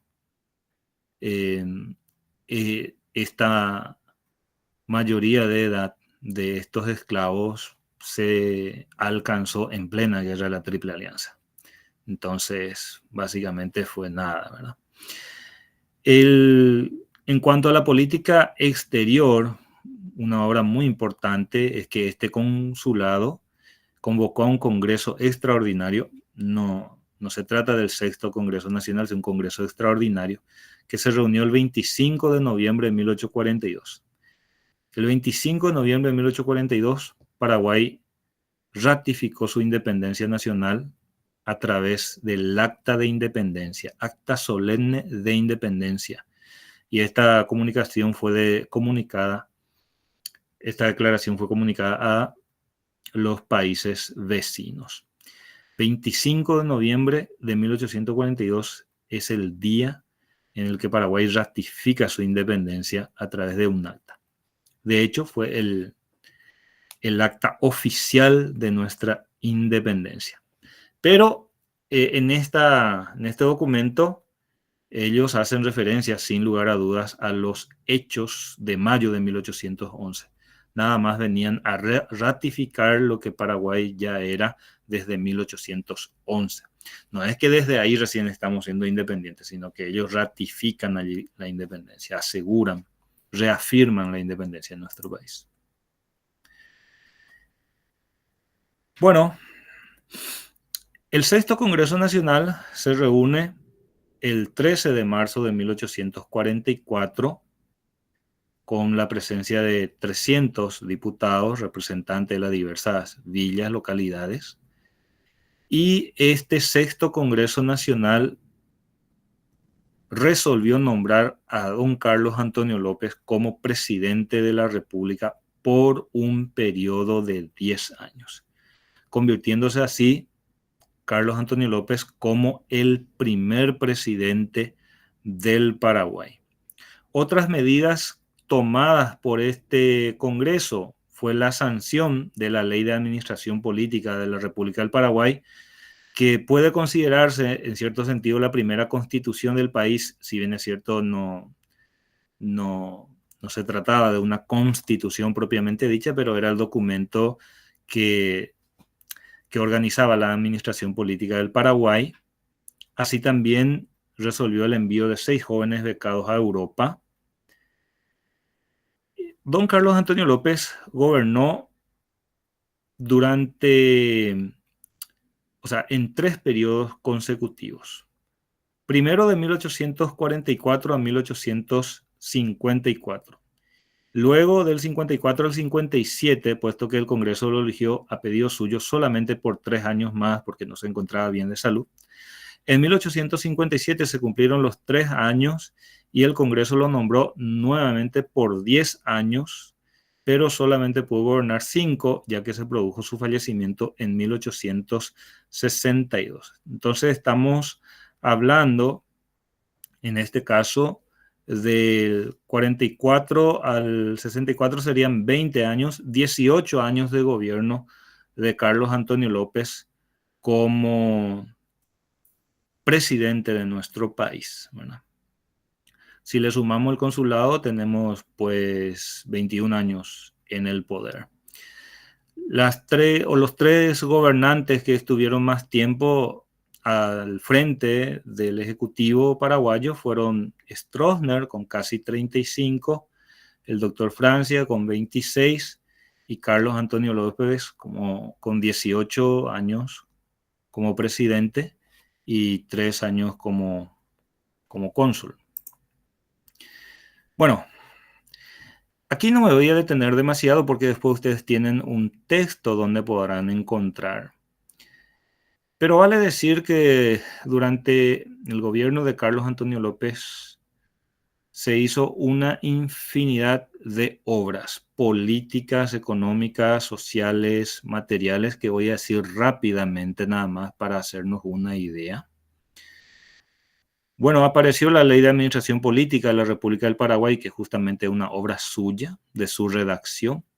Durante el gobierno de Carlos Antonio López, el Paraguay suscribió tratados de amistad y comercio con diversos países que no se había realizado durante el gobierno del doctor Francia. Se reorganizó Fuerzas Armadas, se modernizó el ejército. Esto en cuanto a lo político.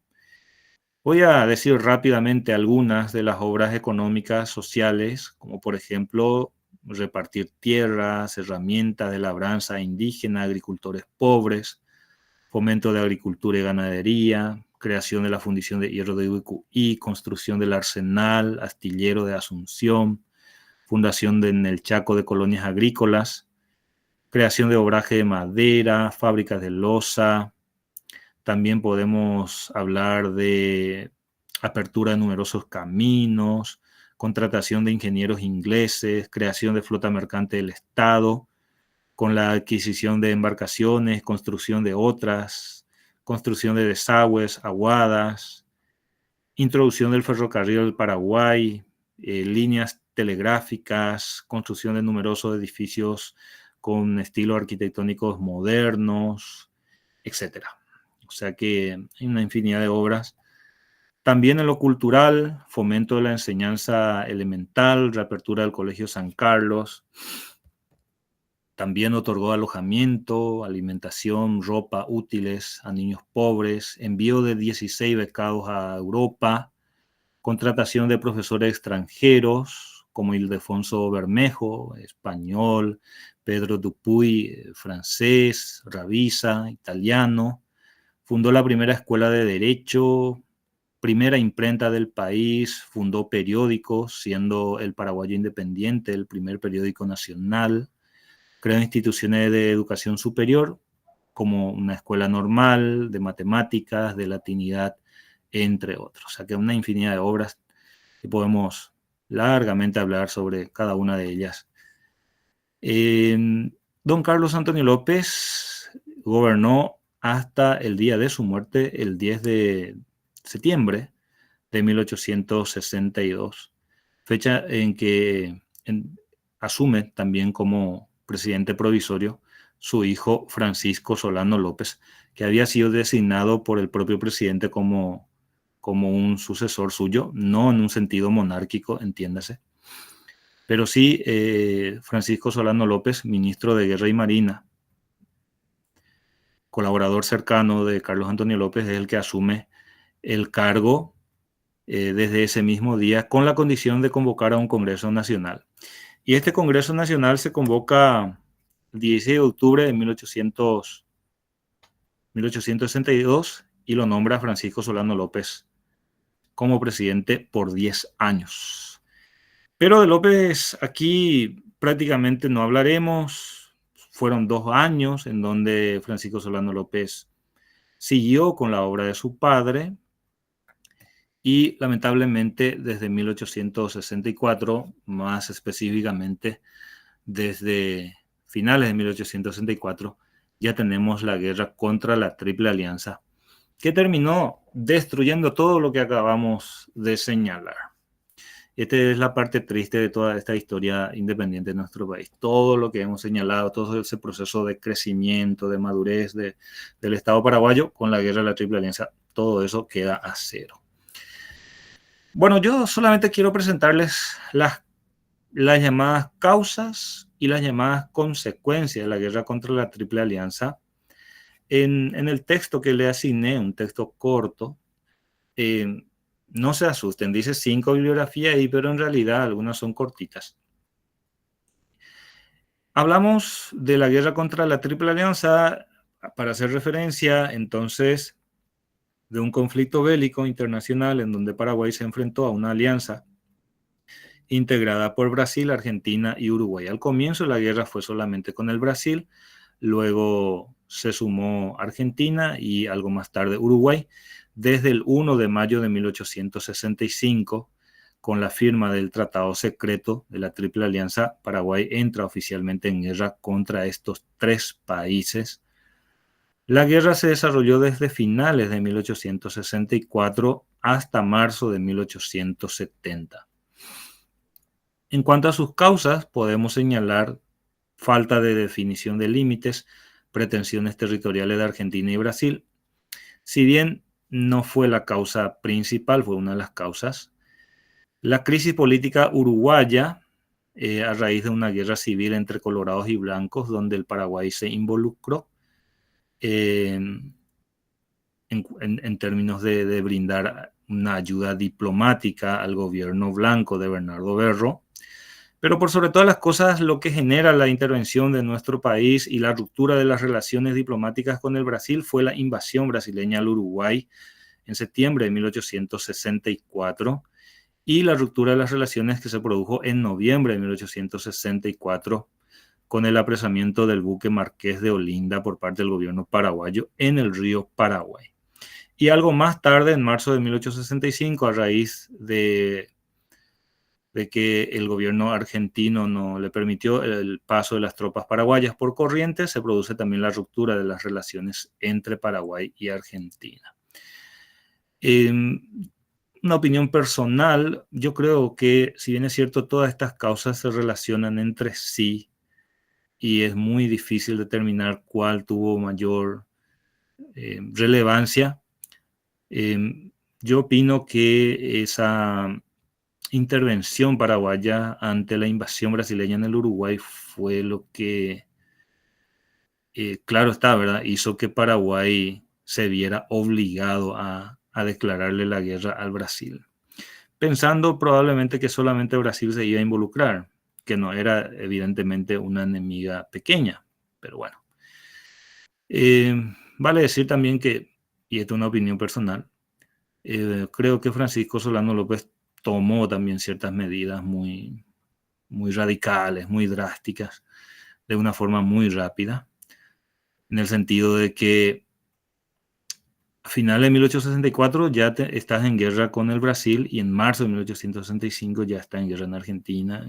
O sea que realmente habíamos que pensar un poco hasta qué punto Paraguay está en condiciones de enfrentar a dos países fuertes, ¿verdad? Pero bueno, ocurrió. En cuanto a las consecuencias, sabemos que hubo una reducción drástica de la población paraguaya. 2/3 de esa población murió en la guerra, tanto por los enfrentamientos como por el hambre, las enfermedades. Todo el sistema productivo del país se destruyó. Esto significa que la agricultura, la ganadería casi desaparecieron, las industrias fueron destruidas y el país se vio obligado a endeudarse con países, con Inglaterra por sobre todas las cosas. Paraguay también se vio obligado a firmar tratados injustos. A través de estos tratados, Paraguay perdió territorio, aproximadamente 160.000 kilómetros cuadrados de territorio, y reconoció la deuda de guerra, que al final de cuentas cierto es que Paraguay no llegó a pagar, pero que le hizo tener digamos, un historial crediticio poco favorable, debido a que estaba en deuda oficialmente con los países de la Triple Alianza. Y más tarde encontramos la formación de los partidos políticos tradicionales, como el Partido Colorado y el Partido Liberal, ya en 1887, y la introducción de los principios liberales que ya comienzan a observarse en la Constitución de 1870. Bueno, hablemos ahora entonces de este periodo conocido como Paraguay liberal. ¿Qué hacemos referencia cuando hablamos de Paraguay liberal? Paraguay liberal viene a ser esta etapa de la historia de nuestro país que va desde 1870 hasta 1936, desde que finaliza la Guerra Grande, la guerra contra la Triple Alianza, hasta la Revolución Febrerista de 1936, que colocó en el poder al coronel Rafael Franco, un militar de notable participación en la Guerra del Chaco. Ahora, ¿por qué hablamos de Paraguay liberal? Yo quiero que se entienda muy bien que aquí no estamos hablando de una etapa en donde solamente gobernaron presidentes miembros del Partido Liberal, ¿no? En realidad estamos hablando de un Paraguay liberal debido a que los principios políticos y los principios económicos dominantes en esta etapa, digamos, era el liberalismo, es decir, los principios liberales.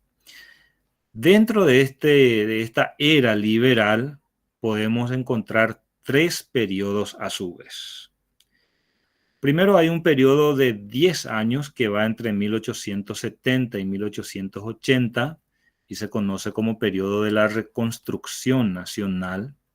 Este periodo se caracterizó por una enorme inestabilidad política. Gobernaron en total 6 presidentes. La Constitución de 1870 establecía que los presidentes debían durar en sus funciones 4 años. Por lo tanto, en un periodo de 10 años debíamos tener máximo 2 presidentes que terminan su periodo de gobierno y otro que está a mitad de su gobierno. Pero en realidad tuvimos 6 presidentes. Primero comenzamos con Facundo Machaín, que estuvo pocas horas. Luego tenemos Cirilo Antonio Rivarola, que gobernó entre 1870 y 71. Jovellanos, que tenemos entre el 71 y el 74. Juan Bautista Gil, entre el 74 y el 77. No pudo terminar su periodo de gobierno porque fue asesinado. Fíjense que estamos hablando de un asesinato en pleno ejercicio de sus funciones. Higinio Uriarte, que va hasta el 78, y Cándido Vareiro, que va hasta 1880, que tampoco pudo terminar, pero en el caso de él por un fallecimiento que ocurrió aquel 5 de septiembre de 1880. En este periodo de tiempo encontramos algunos eventos importantes, como por ejemplo la sanción de la Constitución Nacional de 1870. También tenemos la contratación de empréstitos desventajosos. Paraguay se vio obligado, como les dije, a endeudarse con Inglaterra, con bancos ingleses, en términos muy desventajosos para el Paraguay. Paraguay firmó tratado de paz con los países de la Triple Alianza, en donde ya hemos visto, se vio obligado a ceder territorio, reconocer la deuda de guerra. Estos tratados fueron firmados con el Brasil en el 72, luego aparece Uruguay en el 73, luego hay un acuerdo más con Uruguay en el 83 y con Argentina en el 76. También recuperó la Villa Occidental que los argentinos habían ocupado, esa zona que hoy en día es Villa Halle, toda esa zona del presidente Halle básicamente, puesto que los argentinos, además de apropiarse de ese territorio ubicado entre Río Pilcomayo y Río Bermejo, también pretendían los territorios ubicados entre Río Verde y Pilcomayo. Básicamente lo que hoy en día es presidente Hayes, un poquito más.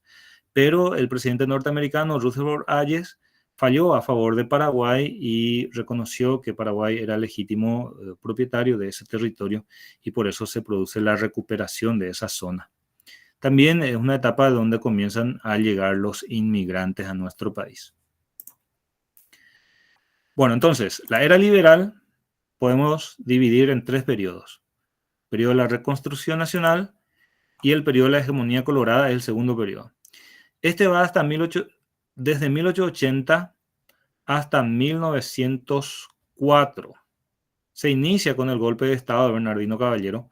¿Por qué hablamos de esto? Porque el que debía asumir la presidencia a la muerte de Vareiro era su vicepresidente Adolfo Saguier, pero Bernardino Caballero se le adelantó, hizo un golpe de Estado, le obligó a Saguier a renunciar y ocupó el cargo como presidente provisorio entre 1880 y 1882. Si bien es cierto, la Constitución en aquel entonces solamente permitía la reelección de un presidente luego de 2 periodos gubernamentales, entiéndase, luego de 8 años, en realidad Bernardino Caballero consiguió que se le reeligiera. Bueno, era el dueño y señor de la política en ese momento en nuestro país y por lo tanto él fue electo por 4 años más y gobernó hasta el 86. Gobernaron en total 8 presidentes. Esto, por un lado, evidencia una mayor estabilidad política, pero por otra parte también evidencia un control absoluto del poder por parte de los colorados y una persecución también muy fuerte contra los opositores, principalmente los liberales que comienzan a organizarse en partido político a partir de julio de 1887. ¿Quiénes fueron estos presidentes colorados? Bernardino Caballero, Patricio Escobar. Voy a decir rápidamente, después encontrarán ustedes más información al respecto. Caballero es 80 a 86. Patricio Escobar, 86 a 90. Juan Gualberto González, 90 al 94. Él no termina su periodo de gobierno. En junio del 94 es derrocado por los propios colorados, en este caso por Bernardino Caballero y Juan Bautista Egusquiza, porque Juan Gualberto González quiso salir de la sombra de Bernardino Caballero y no le permitieron tamaña osadía. Asumió como presidente el vice, en ese momento, Marcos Morínigo. Luego se inicia la hegemonía del egusquicismo con Juan Bautista Egusquiza, 1894, 1898, Emilio Aceval, 1898-1902, él se vio obligado a renunciar, entrega el poder a Héctor Carvalho, caballerista presidente provisional, y en 1902 entrega el poder a Juan Antonio Ezcurra, que debía gobernar hasta 1906, pero terminó siendo derrocado por una revolución liberal en 1904.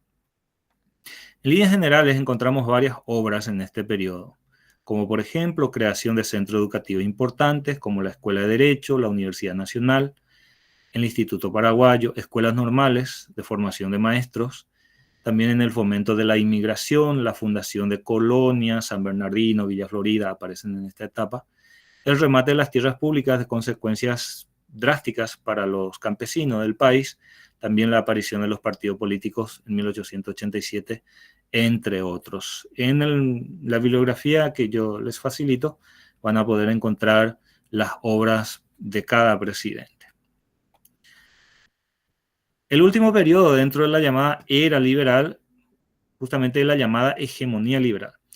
Pero aquí el nombre de hegemonía liberal no solamente es debido a la aplicación de los principios liberales, bueno, es también bastante, digamos, bastante, se presta también para el debate, para decir aplicación de principios liberales como si fuese tan fácil la cosa, la verdad.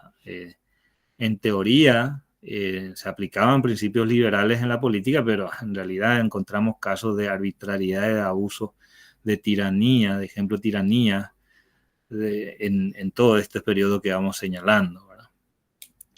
Entonces, en 1904 se inicia el periodo de gobierno de los liberales, propiamente dicho, en el sentido de ser miembro del Partido Liberal. El Partido Liberal se funda en 1887 con el nombre de Centro Democrático. Posteriormente adopta el nombre de Partido Liberal y ya más tarde, ya en la época de Stroessner, estamos hablando del Partido Liberal Radical, Radical Auténtico, entre otros. Pero aquí solamente hablamos del Partido Liberal. En 1904 ellos desalojan a los colorados del poder y se extiende este periodo hasta 1936, año en que se produce la Revolución Febrerista. Con excepción de algunos periodos, el país soportó dificultades internas, una inestabilidad política.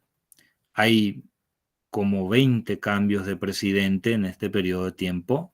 Fíjense, ya, a ver un poco, ahí tenemos Juan Bautista Gaona hasta 1905, Cecilio Báez, hasta 1906, Benigno Ferreira hasta 1908, Emiliano González Navero hasta 1910, Manuel Gondra hasta 1911, Albino Jara 1911, Liberato Rojas hasta 1912, Pedro Peña 1912, Eduardo Schaerer 1916, Manuel Franco 1919, 10 ya son hasta ahí.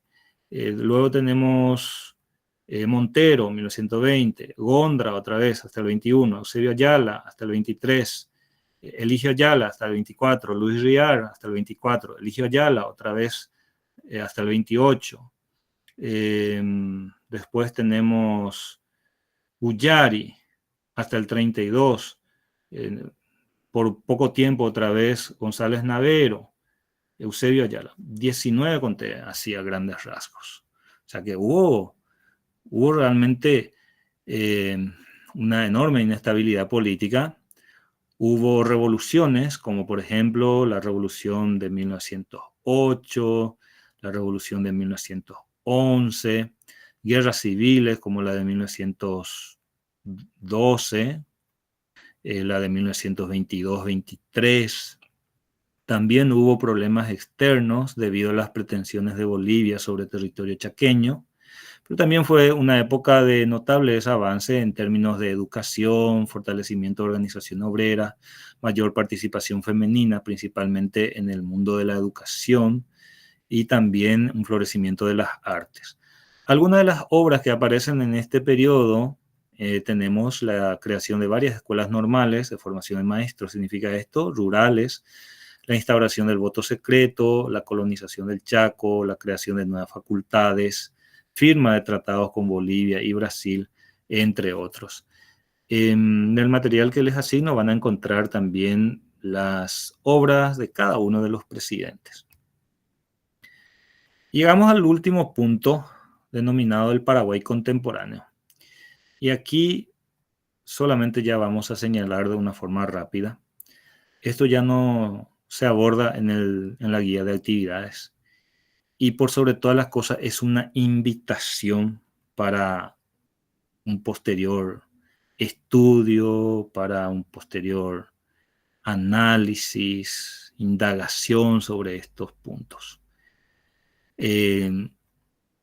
Paraguay contemporáneo Esa expresión encontramos ya en Rafael Eladio Velázquez, que viene a ser el periodo de tiempo que va desde la posguerra, desde 1936, para nosotros sería hasta la actualidad. Y este periodo se divide otra vez del siguiente modo, ¿no? Hablamos de una posguerra del Chaco, que va entre el 36 y el 47, donde hay una enorme presencia del militarismo en nuestro país. Por ejemplo, Rafael Franco, de corte nacionalista, gobernó del 36 al 37. Tenemos Félix Paiva, liberal, ciertamente él, pero controlado por los militares entre el 37 y el 39. Estigarribia, militar y liberal, 39 al 40. En 1940, él elabora una nueva constitución nacional que a lo mejor le iba a permitir estar muchos años en el poder, pero al final, el 7 de septiembre de 1840, se produjo su inesperado fallecimiento a causa de un accidente de aviación. Y bueno, entonces el poder terminó recayendo en Higinio Morínigo, un militar de corte nacionalista, pero desde 1947 apoyado por los colorados. Tenemos también el periodo de la Guerra Civil y su posguerra civil. En 1947, una coalición de liberales, febreristas y comunistas se levantan contra el gobierno de Higinio Morínigo. Lo cierto es que esta guerra civil termina con la derrota de los rebeldes y el fortalecimiento del Partido Colorado en el poder. A partir de la guerra civil de 1947, Higinio Morínigo ya recibe el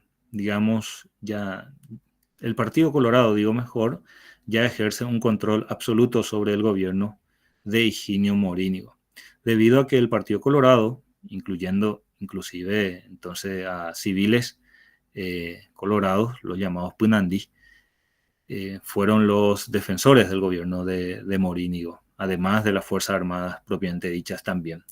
Claro está que esta coalición de liberales, febreristas y comunistas evidentemente tuvo también el apoyo de fuerzas, digamos, o de ciertos destacamentos militares rebeldes.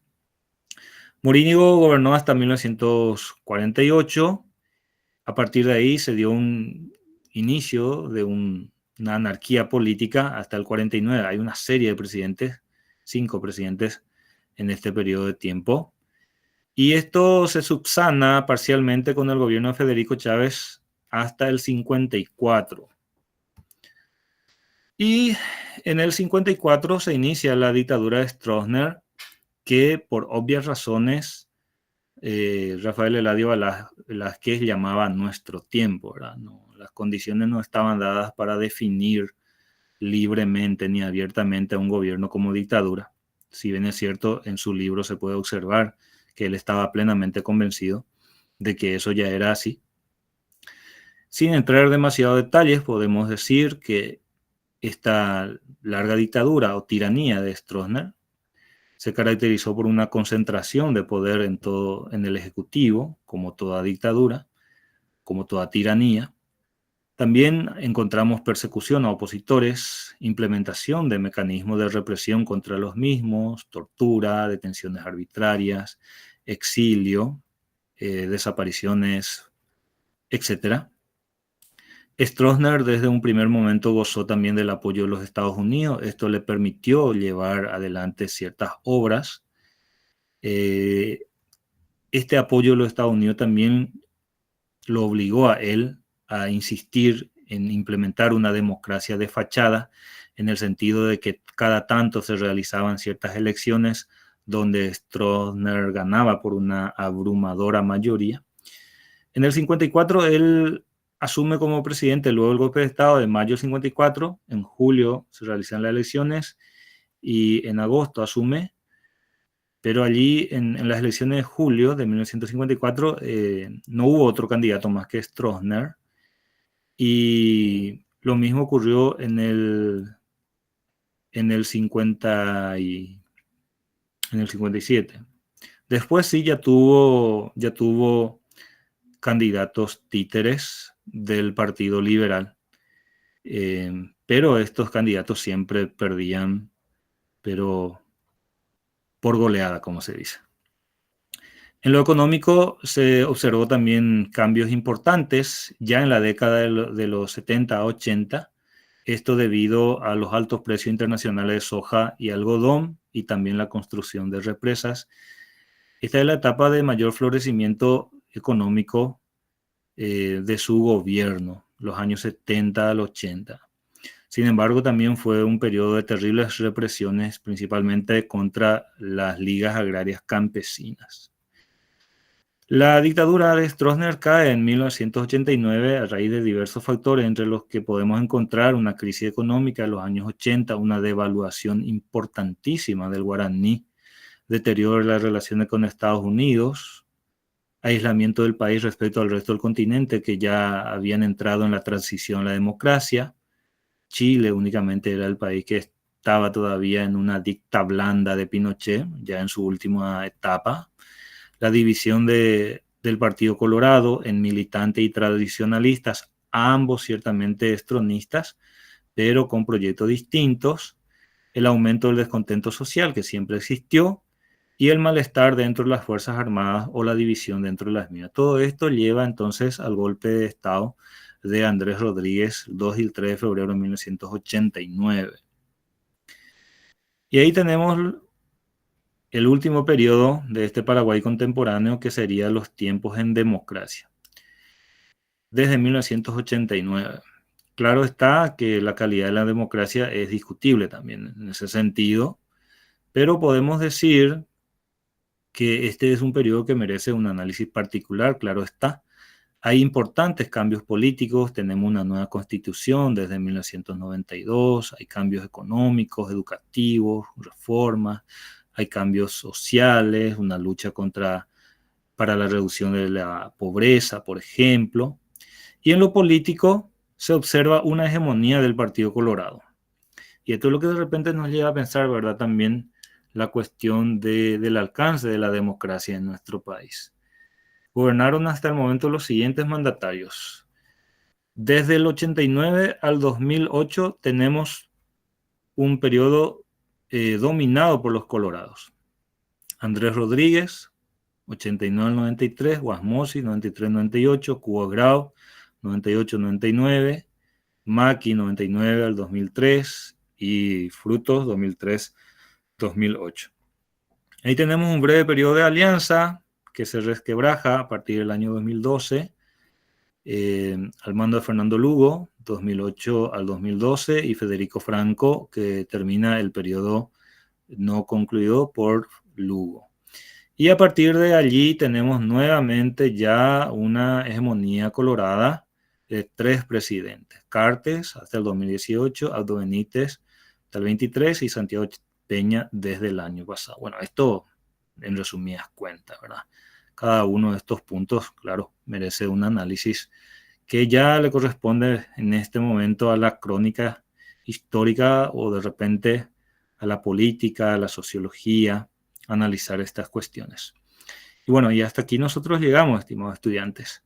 En 4 clases hicimos el máximo esfuerzo para resumir la historia de nuestro país desde periodos incluso prehispánicos hasta la actualidad, centrándonos ciertamente en algunos hitos de nuestra historia.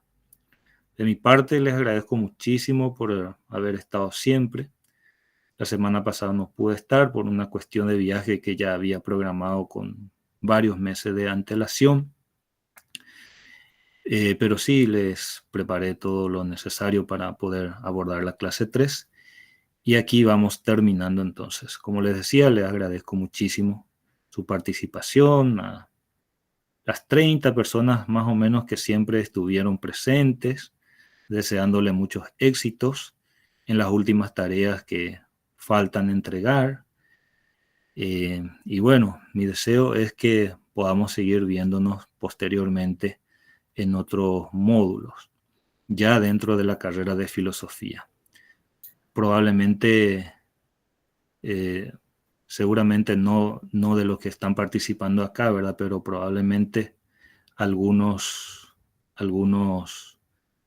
van a tener más dificultades de repente para acceder, pero esperemos que una buena mayoría pueda alcanzar lo necesario para aprobar este curso de nivelación. Estoy a disposición de ustedes. Sí. Profe Jorge, de mi parte, muchísimas gracias, profe. He aprendido muchísimo durante estas 4 clases con usted y sinceramente, mil, pero mil gracias. Gracias, Juan, por tus palabras. Muchas gracias. Espectacular, profesor. La verdad que agradecido y no felicitarle porque tenerlo toda la predisposición siempre y la formación y el conocimiento culto para poder armar, digamos, en 4 semanas, en 4 clases, todo el periodo, ¿verdad? Entonces, mis felicitaciones, profesor, y excelentes las clases todos los lunes que tuvimos, ¿verdad? Muchas gracias, Damián. Muchas gracias. Excelente, profesor. 500 años en 4 clases. Muchísimas gracias. Gracias, Aníbal. Bueno, gente, le agradezco nuevamente muchísimo. Seguiremos en contacto en la plataforma y nos veremos seguramente bien pronto. Éxitos en todos. Buenas noches. Gracias, Buenas profe. noches, profe. Buenas noches. Gracias, chao, chao.